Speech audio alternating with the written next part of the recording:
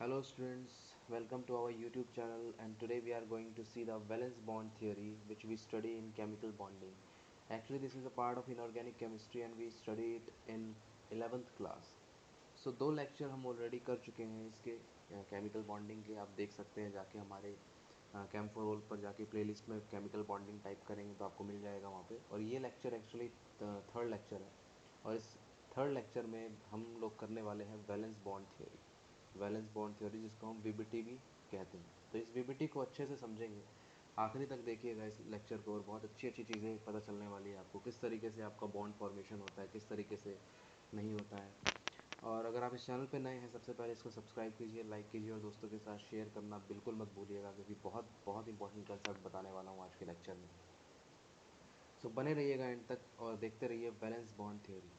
So first of all मैं आपको कुछ चीज़ें रिवाइज़ करवा देता हूँ पिछले जो हमने आखिरी के दो लेक्चर्स में की हैं।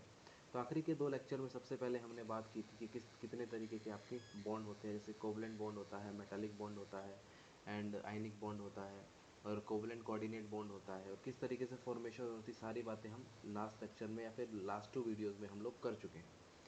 इस वीडियो में हम लोगों को बैलेंस बॉन्ड थ्योरी स्टार्ट करना था। बेसिकली हम जो ये थ्योरीज पढ़ रहे हैं, इसको थ्योरीज का पढ़ने का कारण ये था कि हमें ये जानना था कि why do atoms combine, atom क्यों कंबाइन कर रहे हैं, एक दूसरे को पास क्यों आ रहे हैं। क्योंकि ऑब्वियस सी बात है, एक एटम दूसरा एटम नज़दीक आ रहा है, इस तरीके से नज़दीक आ रहे हैं और आपस में बॉन्ड बना रहे हैं, लेकिन ये एक्चुअल में आने का रीज़न क्या है। तो ऑब्वियसली ये दोनों अपने आप को स्टेबल बनाना चाहते हैं। इसी स्टेबिलिटी को एक्सप्लेन करने के लिए, इसी कॉम्बिनेशन को एक्सप्लेन करने के लिए हमारे पास कुछ थ्योरीज थी जो कि आपको बताया था मैंने। उसमें से एक थ्योरी हम ऑलरेडी कंप्लीट कर चुके हैं, that is Kossel Lewis theory, हम ऑलरेडी कंप्लीट कर चुके हैं। तो इस लेक्चर में हम लोगों को क्या शुरू करना है, पहली थ्योरी ख़त्म करने के बाद हमने इसके ड्रॉबैक्स भी देखे थे। इस लेक्चर में बेसिकली वैलेंस बॉन्ड थ्योरी को शुरू करना है। इसके ड्रॉबैक्स क्या थे आपको याद हो तो, ये शेप ऑफ द मॉलिक्यूल नहीं बता पाया था, किस तरीके की शेप होगी। बस इससे ये पता था कि कोई भी एटम है, इसके पास सेंट्रल कोई भी बाहर से कोई एटम आ रहा है और इससे आके जुड़ जा रहा है और बॉन्ड बना ले रहा है, लेकिन वो किस डायरेक्शन से आएगा, किस तरीके से आएगा, ऐसा कुछ भी एक्सप्लेन नहीं कर रहा था Kossel Lewis theory. Bond energy के बारे में एक्सप्लेन नहीं कर रहा था, किस तरीके से बॉन्ड एनर्जी होंगी। जैसे हाइपर वैलेंट और हाइपोवैलेंट मॉलिक्यूल्स के बारे में नहीं बता रहा था। हाइपर वैलेंट मॉलिक्यूल्स वो होते हैं जिनके इलेक्ट्रॉन्स मतलब 8 से ज़्यादा इलेक्ट्रॉन जो फॉलो करते हैं। हाइपोवैलेंट का मतलब होता है जो 8 से कम इलेक्ट्रॉन्स स्पीशीज़ होते हैं। ये सारी चीज़ें हम लोग पिछले दो लेक्चर्स में पढ़ चुके हैं। तो आज के लेक्चर में जो है हम लोग वैलेंस बॉन्ड थ्योरी पढ़ने वाले हैं, जैसा कि आप देख ही सकते हैं। तो इस वैलेंस बॉन्ड थ्योरी में स्पेशली अगर मैं आपको बताऊं, न्यू फ्रेश स्टार्ट करते हैं। Valence bond theory, valence bond theory, अब इसको ध्यान से समझिएगा, बहुत ही आसान थ्योरी है, कुछ खास नहीं है। और इसमें से आपको ट्रिक्स भी बताऊंगा एक्चुअली में, किस तरीके से आपको बॉन्ड बनाना है। फिलहाल आपको ये समझना है कि होती क्या है valence bond theory.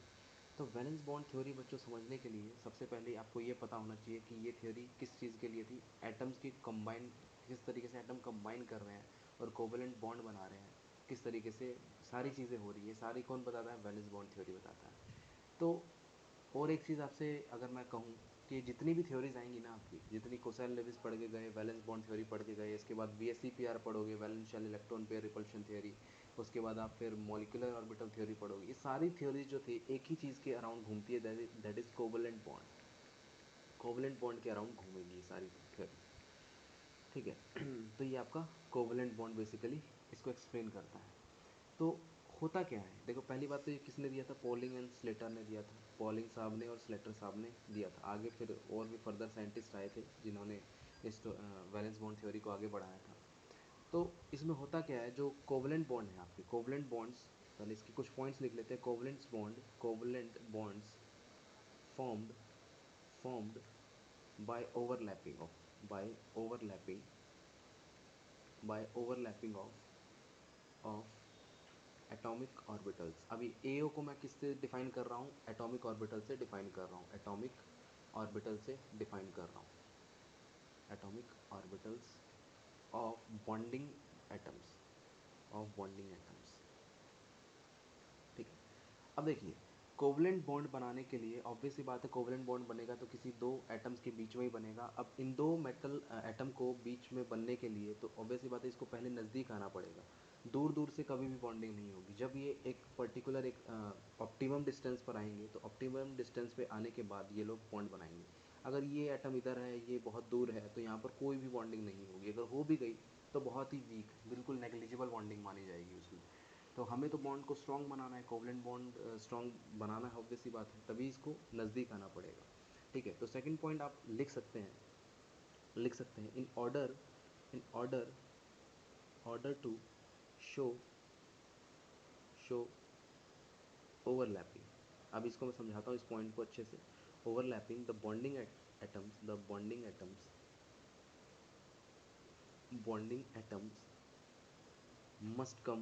must come close to each other close to each other to form close to each other to form bond। देखो, वैलेंस बॉन्ड थ्योरी है बच्चों, जो बेसिकली ओवरलैपिंग के कंसेप्ट पे बेस्ड है। ओवरलैपिंग का मतलब है कि जैसे कि मान लो कोई ए एटम है, ये दूसरा बी एटम है, इसका ऑर्बिटल कुछ होगा, बी का ऑर्बिटल कुछ होगा, ये आपस में ओवरलैप करेंगे और क्या बना लेंगे, बॉन्ड बना लेंगे इस तरीके से। तो ओवरलैपिंग को समझाता है आपका वैलेंस बॉन्ड थ्योरी जो है, ओवरलैपिंग के कंसेप्ट को बताता है किस तरीके से। और ओवरलैपिंग किसके बीच में होगी, एटॉमिक ऑर्बिटल्स के बीच में होगी। जो एटम के ऑर्बिटल्स होते हैं उसको क्या कहते हैं, एटॉमिक ऑर्बिटल्स कहते हैं, और इन्हीं एटॉमिक ऑर्बिटल्स के बीच में ओवरलैपिंग होगी। ओवरलैपिंग को और भी देखेंगे। ओवरलैपिंग का मतलब होता है कि जब दो लोब्स, ये क्या है, लोब्स हैं, ये मैं आपको अगर मैं बताऊं, ये जो है आपके ये लोब्स हैं, ये दोनों लोब्स हैं, ए का लोब है, ये बी का लोब है, ये दोनों एक दूसरे के जब अंदर पेनिट्रेट कर जाएंगे तो ये क्या बना लेंगे, ओवरलैप कर जाएंगे। ओवरलैप करने के बाद क्या बनाते हैं, बॉन्ड बनाते हैं। सिमिलरली अगर मैं ये कहूँ कि अगर मान लो ए का एटॉमिक ऑर्बिटल इधर है और बी का एटॉमिक ऑर्बिटल इधर है, तो अब ये ओवरलैपिंग नहीं कही जाएगी। क्यों? क्योंकि ये एक दूसरे के अंदर पेनिट्रेट नहीं कर रहे हैं। जब तक ये एक दूसरे के अंदर पेनिट्रेट नहीं करते हैं तब तक ओवरलैपिंग नहीं होती है, और जब तक ये ओवरलैपिंग नहीं होगी तो यहाँ पर कोई भी बॉन्ड फॉर्मेशन नहीं होगा। तो इन शॉर्ट अगर मैं बताऊँ तो जो वैलेंस बॉन्ड थ्योरी है वो प्योरली आपका ओवरलैपिंग ऑफ एटॉमिक ऑर्बिटल पर बेस है। एटम का एक ऑर्बिटल होगा, दूसरे एटम का एक ऑर्बिटल होगा, दोनों आपस में पहले क्लोज आएंगे, क्लोज आने के बाद ये लोग आपस में ओवरलैप करेंगे, मतलब पेनिट्रेट करेंगे, एक लोब दूसरे के अंदर पेनिट्रेट कर जाएगी और वो क्या कहलाएगी, ओवरलैपिंग कहलाएगी।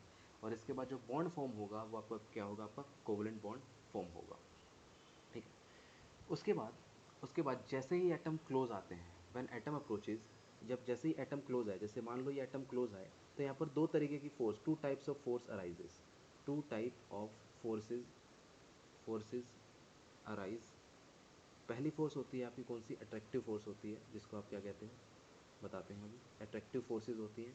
और जो दूसरी होती है वो होती है आपकी रिपल्सिव फोर्सेज। दूसरी कौन सी होती है, आपकी रिपल्सिव फोर्सेज होती है।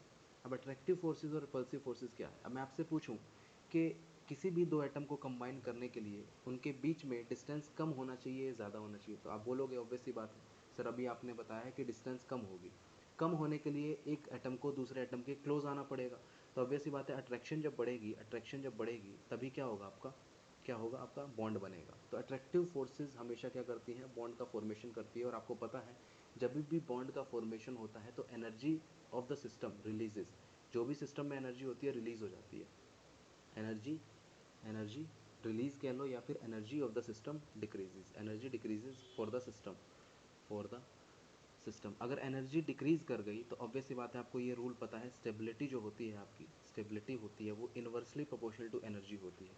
मतलब कि जब अट्रैक्शन होगा, बॉन्ड बनेगा, बॉन्ड बनने के बाद एनर्जी रिलीज होगी तो एनर्जी बढ़ गई, मतलब एनर्जी रिलीज हो गई, कम हो गई, एनर्जी कम हो गई तो स्टेबिलिटी भी बढ़ गई। तो स्टेबिलिटी क्या होगा, इंक्रीजेज, क्योंकि इन्वर्सली प्रोपोर्शनल है इनका रिलेशन जो है, स्टेबिलिटी इंक्रीजेज। सिमिलरली अब रिपल्सिव फोर्सेस का क्या मतलब है, रिपल्सिव फोर्सेस का मतलब है कि दोनों आपस में क्या कर रहे हैं, रिपेल कर रहे हैं। अब बॉन्ड बनने के बाद ज़बरदस्ती उसको हम और क्लोज लाने की कोशिश कर रहे हैं, तो हम क्या करेंगे, बाहर से एनर्जी देनी पड़ेगी, क्योंकि दोनों एटम एक ऑप्टिमम डिस्टेंस पर ही कोवलेंट बॉन्ड बनाते हैं। अब उसको ज़बरदस्ती इसको क्लोज लाने की कोशिश करेंगे तो बाहर से हमें एनर्जी देनी पड़ेगी, और एनर्जी देनी पड़ेगी तो मतलब हमारे सिस्टम की एनर्जी क्या हो जाती है, इंक्रीज़ कर जाती है। अगर सिस्टम की एनर्जी इंक्रीज़ हो गई तो स्टेबिलिटी क्या हो जाएगी बच्चों, बिल्कुल स्टेबिलिटी जो होगी वो डिक्रीज़ हो जाएगी। इस तरीके से आपका अट्रैक्टिव फोर्सेस और रिपल्सिव फोर्सेस काम करता है। तो इसमें भी अगर मैं बात करूँ, ग्राफिकल समझते हैं, इसमें ग्राफ एक बनाया जाता है इसके अंदर तो वो मैं आपको समझाता हूँ।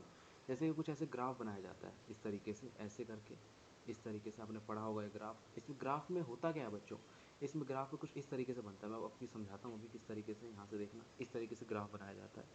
ये थोड़ा गलत बन गया, थोड़ा सा इसको चेंज करता हूँ मैं, एक सेकेंड। इस ग्राफ को कुछ इस तरीके से बनाया जाता है, ऐसे करके, यूँ करके, थोड़ा सा ऐसे जाता है, ठीक है। अब देखो ये ग्राफ क्या है, सबसे पहले तो ये एनर्जी का है, एनर्जी है यहाँ पे, एनर्जी है यहाँ पे, ठीक है। अब क्या है, सपोज करो अभी इसकी एनर्जी क्या है, लगभग लगभग क्या है, अभी कुछ नहीं है एनर्जी इनकी, कुछ भी नहीं है। अभी क्या है, एटम जो है दूर दूर है। अब जैसे ही एटम नज़दीक आएगा, ये एटम इसके नज़दीक आएगा, ये एटम इसके नज़दीक आएगा, जैसे ही नज़दीक आएगा तो ऑब्वियस ही बात है अट्रैक्शन बढ़ रहा है इनमें, अट्रैक्टिव फोर्सेस काम कर रही है। और अभी मैं आपको बता के आ रहा हूँ, जैसे ही अट्रैक्टिव फोर्सेस काम करती है, energy of the system decrease कर जाती है। तो यहाँ पर क्या होता है कि एनर्जी क्या है, ये ऊपर की तरफ इंक्रीज कर रही है, नीचे की तरफ डिक्रीज कर रही है। तो जैसे जैसे आपके एटम नज़दीक आ रहे हैं तो क्या हो रहा है, यहाँ पर आपका एनर्जी डिक्रीज कर जाएगी। और फिर धीरे धीरे धीरे धीरे यहाँ पर जब पहुँचेगा, यहाँ पर जब पहुँचेगा तो आपकी जो स्टेबिलिटी होगी या फिर एनर्जी होगी, वो बिल्कुल क्या होगी, आपका एक सेचुरेशन आ जाएगा इस लेवल पर। इस पर आपका क्या है, एक बॉन्ड फॉर्म हो जाएगा आपका। ये एक मान लो, ये बी मान लो, तो यहाँ पर ए और बी फॉर्म हो गया, एक ऑप्टिमम डिस्टेंस पर इसने बॉन्डिंग बना ली है इसमें, ठीक है। अब क्या है, अब जैसे ही इन्होंने बॉन्ड बनाया यहाँ पर, अब मेरे को क्या करना है, इस एक एटम को पकड़ के दूसरे एटम को पकड़ के क्लोज लाना है एक दूसरे के।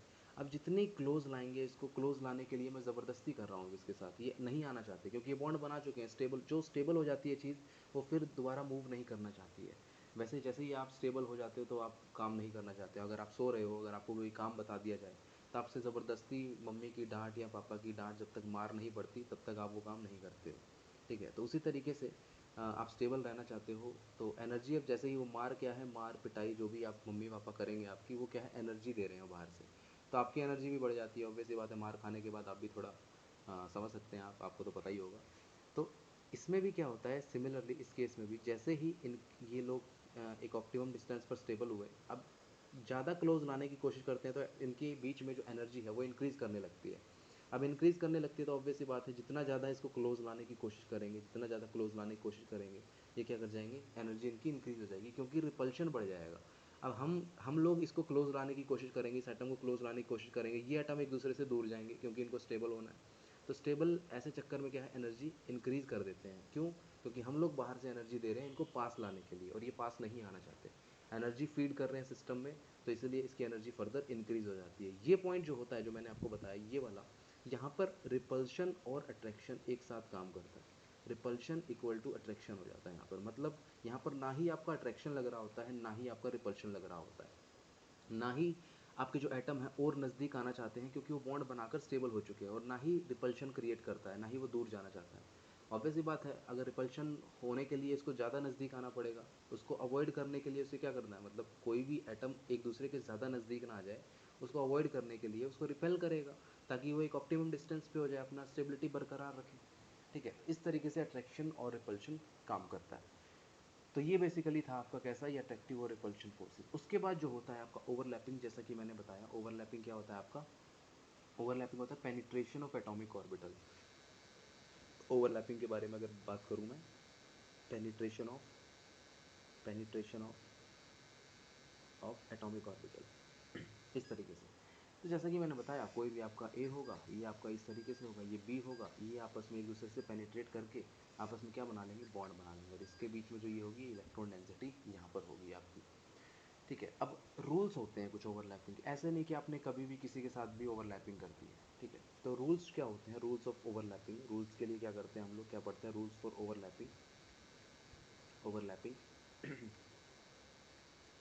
अब देखो, अब एक होता है extent of overlapping, extent of overlapping, extent of overlapping का मतलब होता है कि बच्चों, जितना भी आपका एक्सटेंट होगा ओवरलैपिंग का, जितना भी ज़्यादा ओवरलैपिंग होगी, मतलब जितना भी आपका जो एटॉमिक ऑर्बिटल है, जितना भी अंदर एक दूसरे के घुसेंगे, उतनी ही ज़्यादा अच्छी उसकी एक्सटेंट होगी। इसके बारे में बात करूँ, फिर मैं इसके बारे में बात करूँ, इसके बारे में बात करूँ, इसके बारे में बात करूँ, तो इन दोनों में इसकी एक्सटेंट ज़्यादा है क्योंकि ये ज़्यादा घुसा है एक दूसरे के अंदर, है कि नहीं। तो एक्सटेंट ऑफ ओवरलैपिंग जो होती है वो किसके, अगर मैं बात करूँ आपकी ग्रेट एक्सटेंट ऑफ ओवरलैपिंग की, इस तरीके से एक्सटेंट ऑफ ओवरलैपिंग की बात करूँ, ओवरलैपिंग की बात करूँ, तो जितना ज़्यादा एक्सटेंट ऑफ ओवरलैपिंग होगा, वो उतनी ही ज़्यादा उसकी स्ट्रेंथ ऑफ बॉन्ड होगी। ऑब्वियसली बात है, मैंने आपको बताया जितनी अच्छी ओवरलैपिंग होगी, जितना एक दूसरे के अंदर पेनिट्रेट करेंगे, उतनी ही अच्छी बॉन्डिंग बनेगी उनके बीच में, अगर बॉन्डिंग बनेगी तो बॉन्डिंग अच्छी बनेगी तो ऑब्वियसली बात है बॉन्ड स्ट्रॉन्ग बनेगा, तो स्ट्रेंथ ऑफ बॉन्ड ऑब्वियसली बात है स्ट्रॉन्ग ही होगा। तो इसलिए जितनी ज़्यादा एक्सटेंट ऑफ ओवरलैपिंग उतनी ही ज़्यादा स्ट्रेंथ ऑफ बॉन्ड। अगर स्ट्रेंथ ऑफ बॉन्ड ज़्यादा है तो उसको तोड़ने के लिए जो बॉन्ड एनर्जी चाहिए, क्योंकि बॉन्ड एनर्जी क्या है, energy required to break a bond, तो अगर बॉन्ड स्ट्रॉन्ग बन गया तो उसको तोड़ने के लिए भी एनर्जी क्या लगेगी, ज़्यादा ही लगेगी, इसलिए डायरेक्टली प्रोपोर्शनल। बॉन्ड लेंथ की बात करूँ तो ऑब्वियसली बात है बॉन्ड लेंथ छोटी ही होगी, इसलिए inversely proportional to bond length. अब जितना क्लोज रहेगा, जितना एटम क्लोज रहेंगे उनकी बॉन्ड लेंथ कम रहेगी, और जब भी कम रहेगी तभी तो उनके बीच में एक्सटेंट ऑफ ओवरलैपिंग ज़्यादा होगी। अगर बॉन्ड को मैंने लंबा कर दिया तो उसको आसानी से तोड़ा जा सकता है, तो बॉन्ड एनर्जी कम हो जाएगी। तो इस तरीके से आप देखते हैं। अच्छा, रूल्स की बात करें तो रूल्स के में आपको कुछ ऐसा है कि जब भी हमेशा ध्यान रखना, कभी भी एटॉमिक ऑर्बिटल जो भी ओवरलैप करेंगे उनको ओवरलैपिंग के लिए अनपेयर्ड इलेक्ट्रॉन प्रेजेंट होना चाहिए। पहली चीज़, unpaired electron must present present for for what, for overlapping. पहली कंडीशन ये होनी ही चाहिए आपकी, ठीक है।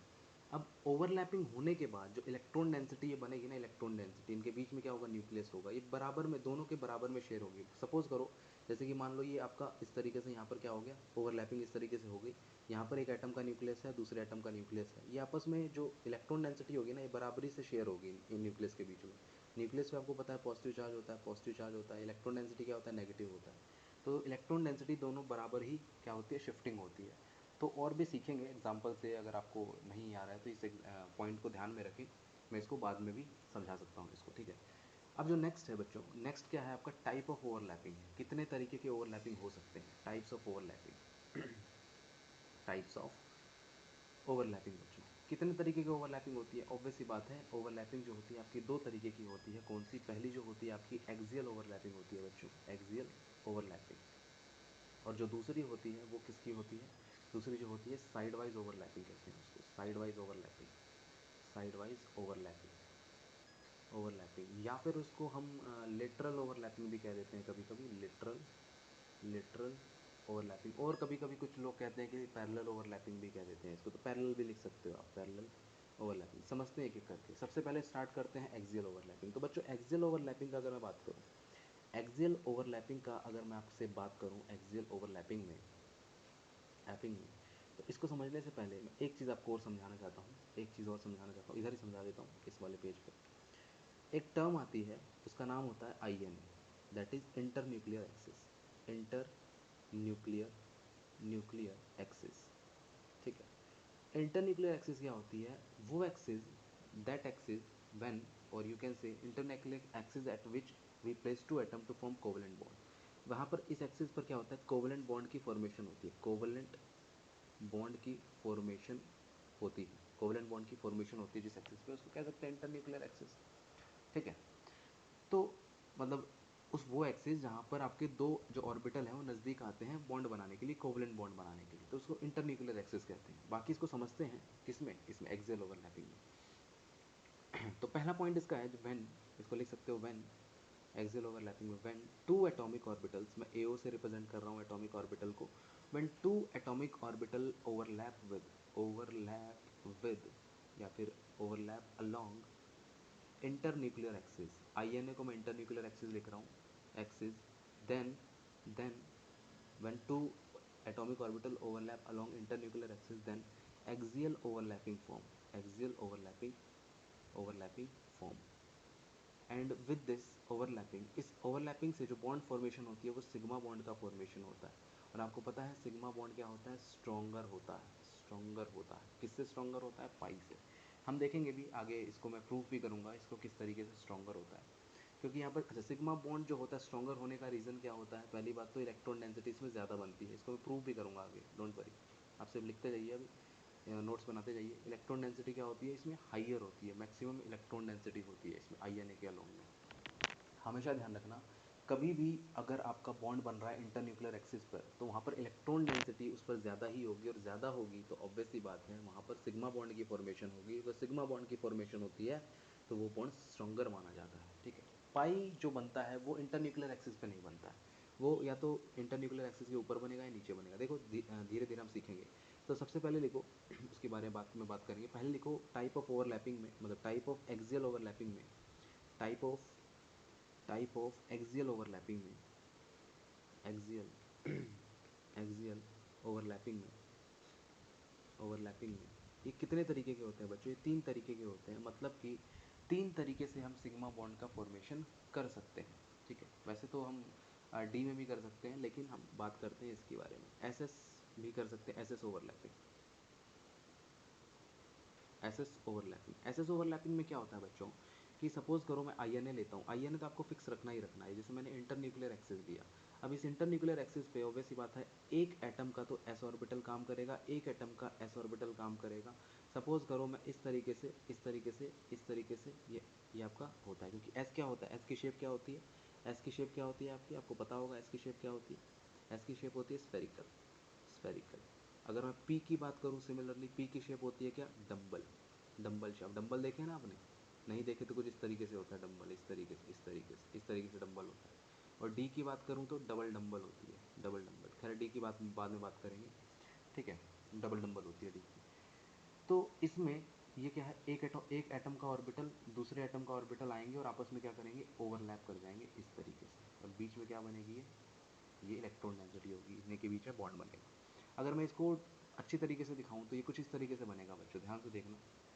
ये कुछ बनेगा आपका इस तरीके से, इस तरीके से, इस तरीके से, इस तरीके से। अगर मैं दिखाऊं इस तरीके से, तो यहाँ पर आपका ये रहेगा, ये रहेगा, बीच में क्या रहेगी आपकी इलेक्ट्रॉन डेंसिटी होगी। और ये इलेक्ट्रॉन डेंसिटी दोनों न्यूक्लियस के इन्फ्लुएंस में होगी, जो मैं आपको पॉइंट कह रहा था, ये वाला देखो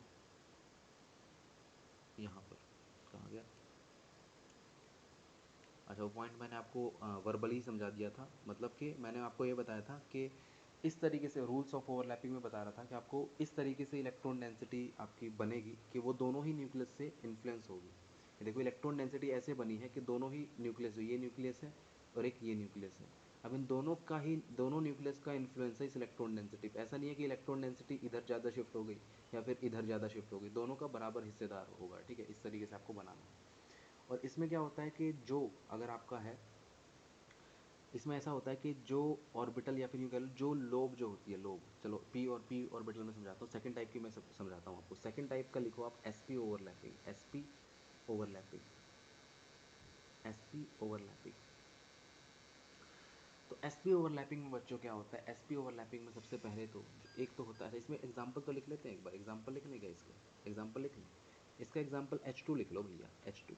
क्योंकि एक H जो होता है उसका 1s1 होता है। इसका अगर मैं एटॉमिक ऑर्बिटल ड्रॉ करूँ तो इसमें एक इलेक्ट्रॉन होगा। सिमिलरली H का दूसरा H लिखूंगा, इसमें भी क्या होगा, 1s1 होगा। तो इसमें भी क्या होगा, एक इलेक्ट्रॉन होगा। मैंने एक बताया था रूल्स ऑफ ओवरलैपिंग में, पहला रूल ये बताया था कि दोनों ही जो भी ऑर्बिटल आ रहा है उसमें अनपेड इलेक्ट्रॉन होना चाहिए।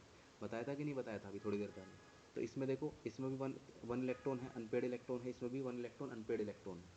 तो अनपेड इलेक्ट्रॉन ही आपस में क्या करते हैं, ओवरलैप करते हैं। तो और ये ओवरलैप ही कर रहे हैं, और देखो एस का और दूसरा भी एस का, एस एस का आपका ओवरलैप कर रहा है। तो इस तरीके से ओवरलैप करके क्या बना रहा है, हाइड्रोजन और हाइड्रोजन ये बॉन्डिंग बना रहा है, ठीक है। इस हाइड्रोजन बॉन्डिंग को इस तरीके से, सॉरी हाइड्रोजन बॉन्डिंग नहीं, हाइड्रोजन जो बॉन्ड है इसको इस तरीके से हम शो कर सकते हैं। दूसरा देखो और अब और अच्छे से समझ में आएगा। एसपी बेसिकली आपका क्या होगा, एक जो एटम होगा वो एस ऑर्बिटल का होगा और एक एटम का होगा पी ऑर्बिटल का होगा, ठीक है। इसमें होता क्या है, देखो एस ऑर्बिटल आपकी स्फेरिकल होती है, पी ऑर्बिटल जो होती है आपकी कौन सी होती है आपकी, इस तरीके से डंबल होती है, ठीक है। अब मैं एक आईएनए ड्रॉ कर देता हूँ इस तरीके से, इस तरीके से, इस तरीके से, इस तरीके से आईएनए। अब सपोज करो मैंने जो आईएनए ड्रॉ करी है वो एक्स ली, आप कुछ भी ले सकते हो, X axis, Y axis, Z axis. आपको पता है जो पी एक्स होता है इस तरीके से होता है, इस तरीके से, इस तरीके से एक्सिस पर ही होता है। पी वाई जो होगा, पी वाई आपका ये समझ लो इस तरीके से होगा, पी वाई इस तरीके से होगा, ऐसे समझ लो, इस तरीके से। पी जेड जो होगा, पी जेड आप इस तरीके से समझ लो, इस तरीके से, ठीक है, इस तरीके से होगा। तो ऐसा नहीं है कि ये पी वाई ही होगा, इसको पी एक्स भी कर सकते हो, इसको भी पी वाई कर सकते हो, इसको पी जेड कर सकते हो, या फिर इसको पी एक्स कर दो, इसको पी वाई कर दो, इसको पी जेड, कुछ भी कर सकते हो आप। ऐसा नहीं है कि फिक्स है ये एक्सिस, आप कुछ भी ले सकते हो, कुछ भी। इसको जैसे मैंने एक्स ले लिया, तो ये आप ऑब्वियस ही बात है, अगर ये एक्सिस पर है, ये पी ऑर्बिटल अगर एक्सिस पे है तो इसको मैं क्या लूँगा, अगर एक्सिस पे है तो पी एक्स लूँगा मैं, ठीक है, पी एक्स लूँगा। और एस की तो कोई भी डायरेक्शन आपकी नहीं होती है, क्योंकि ये नॉन डायरेक्शनल होते हैं। अब इसमें ओवरलैपिंग कैसे होती है, इसमें ओवरलैपिंग होती है कुछ इस तरीके से, देखना जरा, ये देखना जरा, ये ऐसे, और इसकी जो लोब है पी ऑर्बिटल की इस तरीके से अंदर घुस जाती है और इस तरीके से बनाती है। और मैंने कहा जिन लोब्स के बीच में आपका ओवरलैपिंग होगी वो लोब्स बड़े हो जाएंगे, और जिनके बीच में ओवरलैपिंग नहीं होगी वो लोब छोटे हो जाएंगे। मतलब कि देखना यहाँ पे जो ये लोब है ये वाला, इसमें ओवरलैपिंग नहीं हुई है तो ये लोब जो है छोटा हो जाएगा, इस लोब में ओवरलैपिंग हुई है तो ये बड़ा हो जाएगा। तो देखना इसको किस किस तरीके से बनाना है। ये कुछ इस तरीके से बनाओगे, ऐसे करके और ये ऐसे बना दोगे, और यहाँ पर एस ऑर्बिटल का होगा और ये आपका पी ऑर्बिटल। मैं दिखा देता हूँ, एक अलग से दिखा देता हूँ। ये एस ऑर्बिटल का न्यूक्लियस होगा, ये पी ऑर्बिटल का न्यूक्लियस होगा। दो न्यूक्लियस हैं, एक एस ऑर्बिटल का है, पी ऑर्बिटल का है। ठीक है, और इनके बीच में क्या रहेगी, इलेक्ट्रॉन डेंसिटी इस तरीके से इक्वली इन्फ्लुएंस रहेगी, दोनों न्यूक्लियस से बीच में रहेगी इलेक्ट्रॉन डेंसिटी। ठीक है, इस तरीके से दिखाया जाता है। एच एफ का एग्जाम्पल लो, एच एफ का। एच एफ में देखो, एच का क्या होता है, 1s1 इलेक्ट्रॉनिक कॉन्फिग्रेशन होता है, तो इसमें एक इलेक्ट्रॉन प्रेजेंट होता है, तो अनपेड इलेक्ट्रॉन है तो ओवरलैपिंग जरूर होगी। फ्लोरीन का लेता हूँ, फ्लोरीन में 1s2 2s2 2p5। अगर मैं इसका बनाऊँ वैलेंस शेल का, तो 2s2, देखो 2s में तो होगा नहीं क्योंकि 2s में दो इलेक्ट्रॉन है, मतलब पेड इलेक्ट्रॉन है, इसमें तो होगा नहीं ओवरलैपिंग। 2 5 में हो सकता है, देखो 1 2 3 4 5। तो देखो p ऑर्बिटल में, ये p ऑर्बिटल जो है इसका जो है आपका क्या है, अनपेड इलेक्ट्रॉन है। अगर ये अनपेड इलेक्ट्रॉन है, ये भी अनपेड इलेक्ट्रॉन है, तो अनपेड इलेक्ट्रॉन और अनपेड इलेक्ट्रॉन में ही ओवरलैपिंग होती है। और किस में हो रही है, देखो ये s में प्रेजेंट है और ये वाला p में प्रेजेंट है। इसको मैं px ले लेता हूँ, इसको py ले लेता हूँ, इसको pz ले लेता हूँ। ठीक है, तो px में आप देख सकते हो p ऑर्बिटल f का, फ्लोरीन का p ऑर्बिटल और हाइड्रोजन का s ऑर्बिटल, तो क्या बनाएंगे, sp ओवरलैपिंग कर सकते हैं। ठीक है, इसी तरीके से आप HCl भी बना सकते हो, HCl HBr भी बना सकते हो, तो उसमें क्या होगी, sp ओवरलैपिंग होती है। ठीक है, तो आप इस तरीके से समझ सकते हैं इसको। फिर देखो थर्ड पॉइंट में अगर बताऊं तो पीपी ओवरलैपिंग किस में होती है, पीपी ओवरलैपिंग, पीपी ओवरलैपिंग। अब पीपी ओवरलैपिंग करवानी है तो ऑब्वियस सी बात है, एक ऑर्बिटल पी का होगा, दूसरा भी किसका होगा, पी का होगा। तो सपोज करो आप INA पे, मैं अगर ये INA लेता हूँ, इसको मैं सपोज करो प्योर वाई ले लेता हूँ। INA आप कुछ भी ले सकते हो, या तो आपको गिवन होगा या फिर आप कुछ भी ले सकते हो। वाई ले लिया तो ऑब्वियस सी बात है, ये वाला पी ऑर्बिटल अब किसका होना चाहिए, वाई का होना चाहिए। ये इस तरीके से ये पी वाई बनेगा और ये पी वाई बनेगा। ठीक है, पी वाई बनेगा। अगर पी जेड ले लूँगा तो पी जेड आपका किस तरीके से पी जेड बनेगा, तो अलग केस बन जाएगा इसका। ठीक है, वो दूसरे केस में बताऊँगा आपको, जब मैं आपको लेटरल या साइड वाइज ओवरलैपिंग बताऊँगा। ठीक है, तो इस केस में क्या बनेगा आपको बच्चों, ध्यान से देखना, इसमें आपका इस तरीके से ओवरलैप कर जाएगा, अंदर घुस जाएगा इस तरीके से ऐसे। और यानी क्या थी आपकी वाई एक्सिस थी, ये क्या है, पी वाई, और यहाँ पर क्या है, इलेक्ट्रॉन डेंसिटी।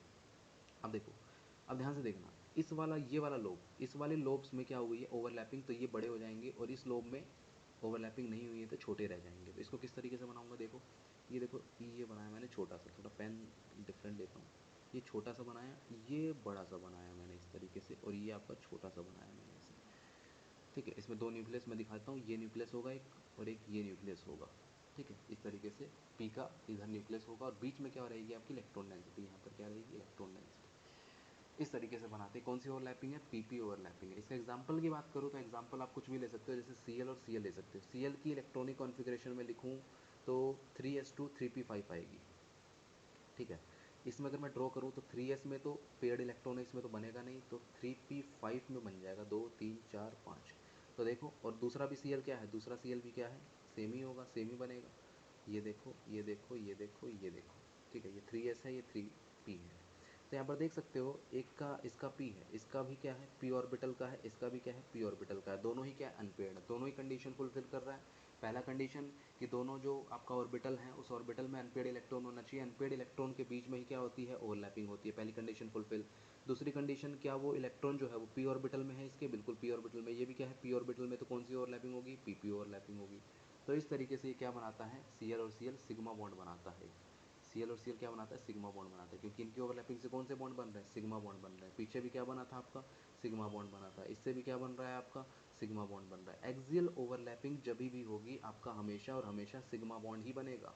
इसमें क्या है, सिग्मा बॉन्ड है, तो यहाँ पे क्या है, सिग्मा बॉन्ड है। एक्सियल ओवरलैपिंग में नोट डाल लेना, और एक नोट और डाल लेना, जब भी एस ऑर्बिटल, बहुत इंपॉर्टेंट नोट है, ध्यान देना इस चीज़ को, जब भी एस ऑर्बिटल इन्वॉल्व होगा, जब भी एस ऑर्बिटल एस पर ऑर्बिटल इन्वॉल्व होगा, उससे आइदर सिग्मा बॉन्ड बनेगा या फिर और नो बॉन्ड बनेगा, नो बॉन्ड। या तो दो ऑर्बिटल बॉन्ड बनाएंगे, तो बनाएंगे तो सिग्मा बॉन्ड बनाएंगे, और नहीं तो नहीं बनाएंगे। ठीक है, पाई नहीं बना सकता, एक डेल्टा बॉन्ड भी होता है, वो भी कभी नहीं बनाता एस ऑर्बिटल।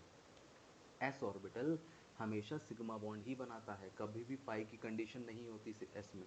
ठीक है, क्वेश्चंस भी करवाऊंगा नेक्स्ट में, जब भी मैं आपको करवाऊंगा तो जब भी ये समझ लो कि जब भी एक्सियल ओवरलैपिंग होती है, जब भी एक्सियल ओवरलैपिंग होती है, तो उसमें हमेशा और हमेशा क्या होता है, सिग्मा बॉन्ड ही बनता है, सिग्मा बॉन्ड ही बनेगा। ठीक है, इस तरीके से आप समझ सकते हो।